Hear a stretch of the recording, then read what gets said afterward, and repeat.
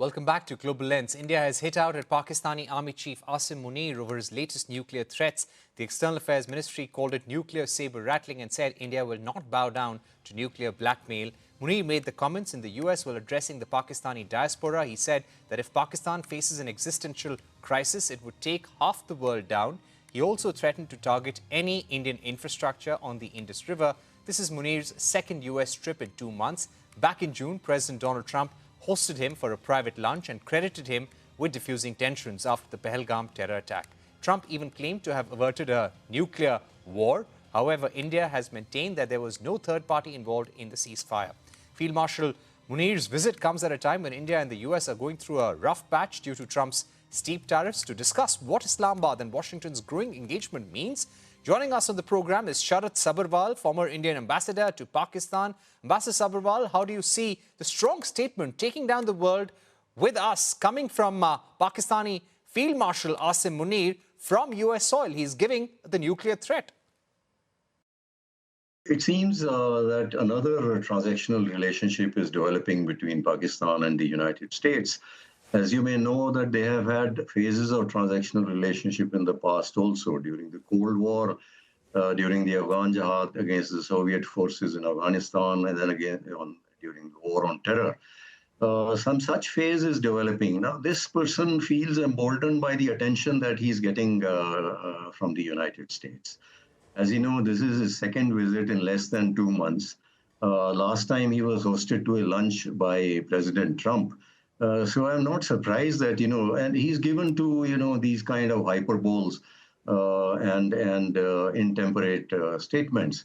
Now, what has he said? Two important statements. One, he says that if we go down, we are going down, we'll take down half the world. Now, Pakistan regards its nuclear arsenal as a hedge against a major military attack by India to give a crushing blow to it. To that extent, he is stating the Pakistani position that in that case, we'll use the nuclear weapons. But again, an intemperate statement which says we'll take down half the world.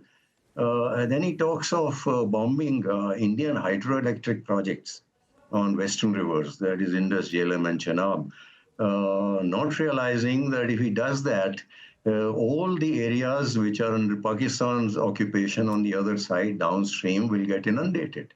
Would he like to cut his nose to spite his face? He's talking through his hat in making these statements.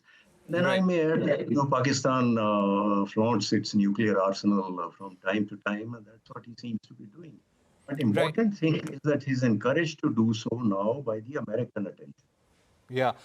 Why do you think the United States is not taking note of this? Because according to reports, there was a black tie dinner that was taking place where he made these remarks using the nuclear threat against India once again. He said if we're waiting for India to build a dam and the day India does so, we'll destroy it in 10 minutes with our missiles. Why do you think the US government is letting him make these statements over and over again? And he was also there for an event to honor one of the top US generals, outgoing generals. Yes. Well, according to media reports, this was a closed-door event for the Pakistani diaspora where he made these statements. Nonetheless, they have got a lot of publicity. I'm sure the American intelligence knows what he said there. They must be keeping track of these kind of things. Now, it seems to me that they are giving him a lot of leeway.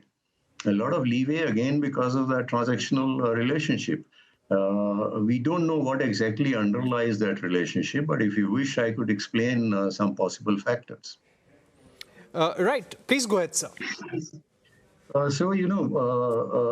One set of reports attributed to the business interests of the Trump family in crypto business in Pakistan. That's very important because an American national of Pakistani origin, he is the go-between, and this has been going on for some time. There are other reports that link it to the American interest in minerals in Pakistan, notably copper-gold deposits in Balochistan and possible rare earths in Balochistan and the so-called Gilgit-Baltistan. Yet another set of reports talk of American interest in the context of their designs on Iran. There are reports that the Americans may eventually seek access to some of the Pakistani airfields which they were using during their war on terror post 9/11.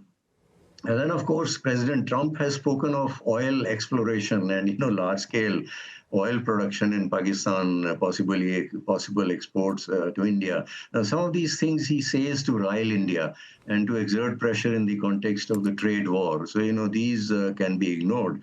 But in this context, let me tell you that there are no proven large-scale oil reserves in Pakistan.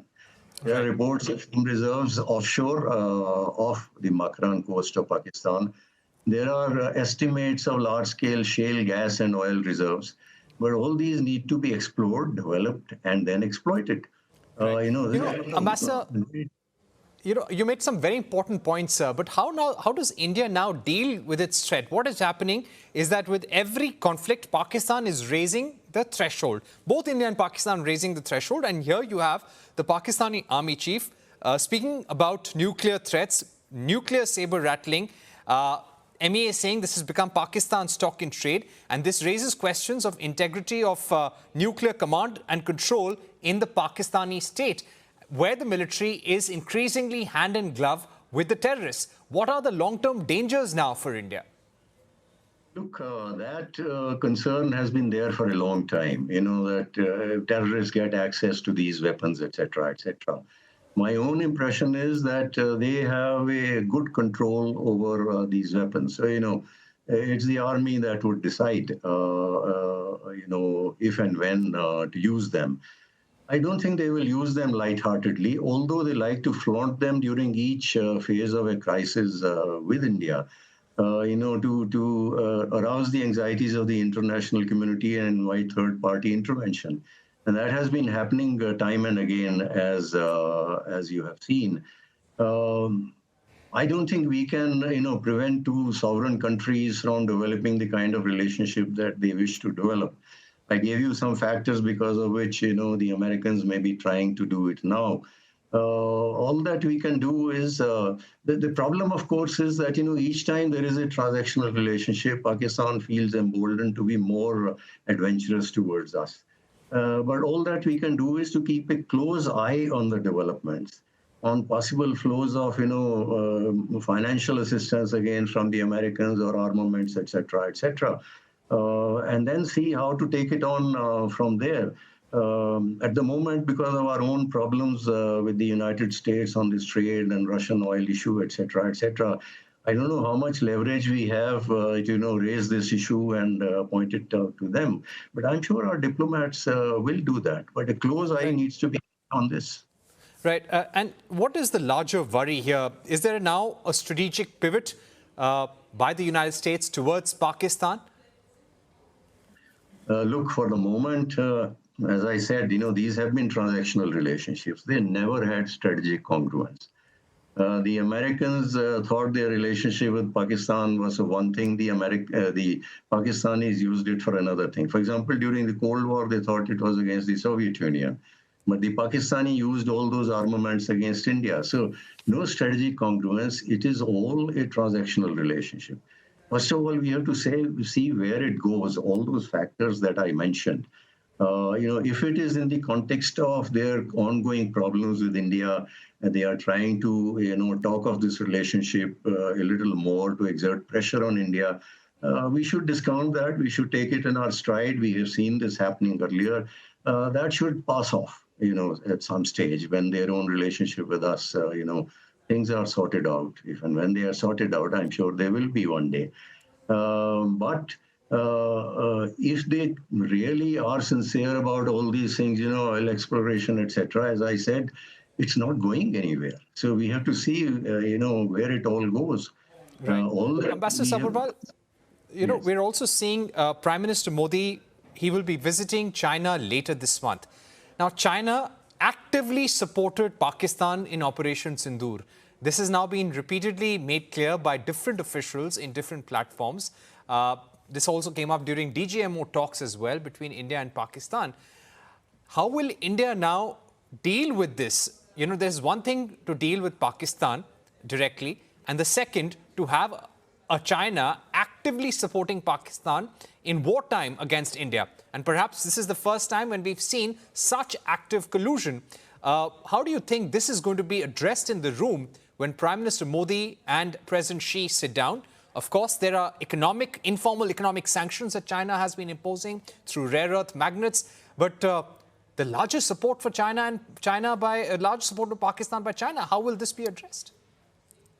Look, it's an old relationship. It's just that we saw it in practice, this China-Pakistan nexus and their military collusion during Operation Sindoor. We have been raising these issues with China from time to time. I'm sure we'll continue to raise them. But if you ask me, this is a very valuable partnership for China, and I don't think they are going to give it up, just because we tell them to do so. If our own relationship with China improves, as there is a thaw now, there are attempts to, thaw things further. If that happens, they may tone down some of their statements on India-Pakistan issues, etc., etc. But the crux of this relationship, which is strong support and underwriting of Pakistan's adversarial posture towards India, this is a critical element of China's policy, and I don't think they are going to give it up. So, as I often say, and I'll make this point here, I think we should know now that it's two fronts, or it is one front solidly backed by China. So we seriously need to consider increasing our defense budget, which has hovered around only 2% of our GDP. All right. Thank you very much, Ambassador Sabharwal, for being with us here on the program. Clearly, the US-Pakistan relations and the developments taking place in DC are something that India must watch out for. On Final Cut this evening,